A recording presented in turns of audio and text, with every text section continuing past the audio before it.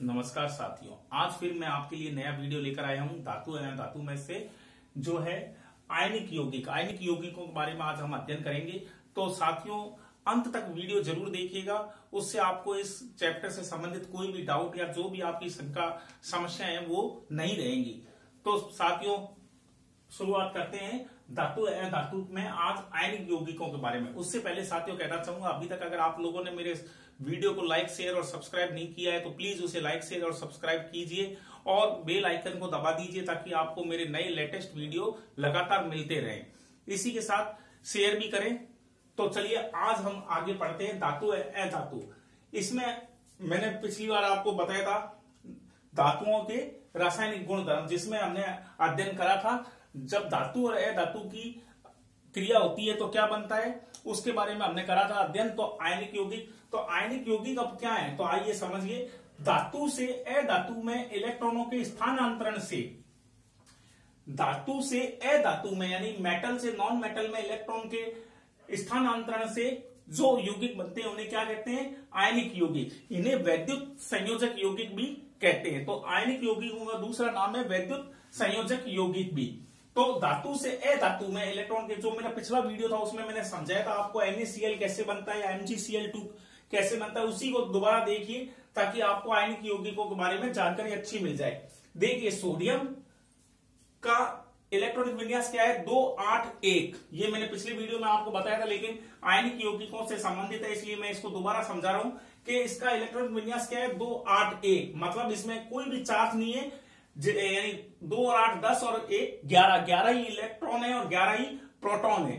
लेकिन जब इसमें से एक इलेक्ट्रॉन निकाल दिया जाता है तो इसमें क्या बच गया, 2 8, यानी बाह्यतम कक्ष में जो एक इलेक्ट्रॉन था अगर उसे हटा दिया तो इसका स्थायी विन्यास इसे प्राप्त हो जाता है 2 8। यानी कि अब इसमें क्या हो गया कि प्रोटॉन की संख्या कितनी रह गई, 11, लेकिन इलेक्ट्रॉन कितने रह गए, 10। तो प्रोटॉन कितनी है, 11, और इलेक्ट्रॉन होते हैं माइनस के। तो इसमें से माइनस का जब गया तो कितने बचे, 1। तो इसका चार्ज क्या हो गया, Na+ बन गया। ये समझ में आ गई होगी आपको बात। ये मैंने बताया था कि अष्टक का हर कोई अपने बाह्यतम कक्ष में 8 इलेक्ट्रॉन करना चाहता है, तो उसके लिए सोडियम क्या करता है, इसके बाह्यतम कक्ष में से एक इलेक्ट्रॉन को ये निकाल लेता है, तो जिससे क्या बन जाता है, Na+। इसी प्रकार Cl का देखिए, इसका इलेक्ट्रॉनिक विन्यास क्या है, 2 8 7, यानी कि पहले कक्ष में 2, दूसरे में 8 और तीसरे में 7। अब देखिए इसको भी अपने बाह्यतम कक्ष में 8 इलेक्ट्रॉन करने के लिए क्या है, एक इलेक्ट्रॉन की आवश्यकता है, क्योंकि 7 + 1 कितना हो जाएगा, 8। तो 8 क्या होता है, स्थायी विन्यास होता है, तो इसलिए ये क्या करता है, एक इलेक्ट्रॉन ले लेता है, तो इसका क्या हो जाता है, चार्ज।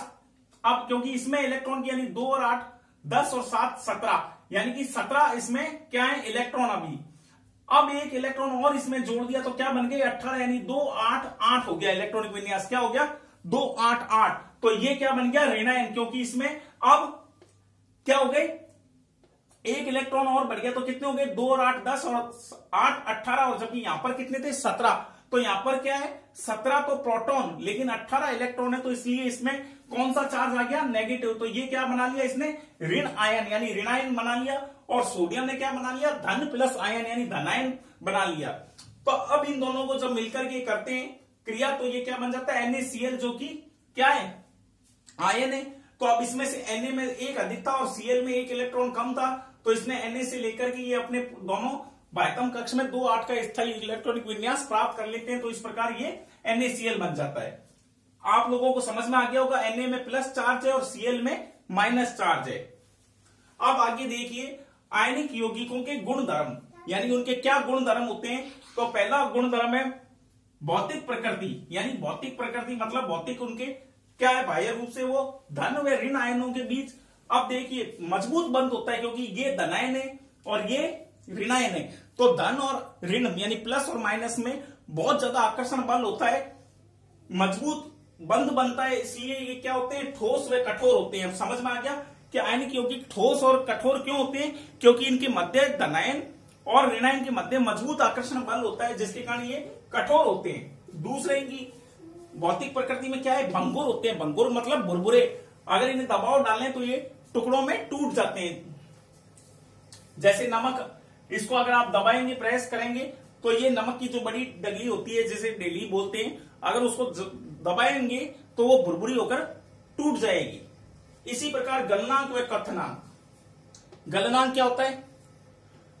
मेल्टिंग पॉइंट और बॉइलिंग पॉइंट। इनके गलनांक और क्वथनांक दोनों ही उच्च होते हैं, मतलब बहुत ज्यादा होते हैं। आयनिक यौगिकों के गलनांक व क्वथनांक बहुत ज्यादा होते हैं। क्यों? क्योंकि इनके अंतर आयनिक आकर्षण बल होता है जिसे तोड़ने के लिए बहुत ज्यादा ऊर्जा की आवश्यकता होती है। तो इसलिए इनके गलनांक व क्वथनांक बहुत उच्च होते हैं। क्योंकि प्लस और माइनस का आपस में आकर्षण होता है, धनायन और ऋणायन का, जिसके कारण उसे तोड़ने के लिए बहुत ज्यादा ऊर्जा की आवश्यकता होती है। इसलिए इनके गलनांक व क्वथनांक, गलनांक का मतलब होता है गलने का टेम्परेचर और क्वथनांक मतलब बॉइलिंग, उबलने का। तो इनके दोनों ही गलनांक और क्वथनांक उच्च होते हैं। इसी प्रकार विद्युत चालकता, यानी विद्युत चालकता मतलब विद्युत के चालन ये ठोस अवस्था में बिल्कुल नहीं करते, क्योंकि उनमें मुक्त आयन नहीं पाए जाते ठोस अवस्था में, लेकिन गलित अवस्था या जलीय विलयन में ये विद्युत के चालक होते हैं, यानी सुचालक होते हैं। क्यों? क्योंकि उन्हें जल में घुलने पर उनमें आयन, जलीय विलयन में वो आयन देते हैं, जिस कारण वो विद्युत का चालन करते हैं। उनके मुक्त इलेक्ट्रॉन होते हैं, इसलिए जलीय विलयन में वो विद्युत का चालन करते हैं, लेकिन ठोस अवस्था में वो विद्युत का चालन नहीं करते। तो साथियों, मुझे उम्मीद है आप लोगों को वीडियो पसंद आया होगा और आयनिक यौगिकों से संबंधित जो भी प्रश्न है या जो भी आयनिक यौगिक के बारे में दिया गया है वो आपको समझ में आ गया होगा। तो प्लीज साथियों, एक बार फिर कहना चाहूंगा, अभी तक अगर वीडियो को लाइक, शेयर और सब्सक्राइब नहीं किया तो प्लीज लाइक, शेयर और सब्सक्राइब कर दीजिए।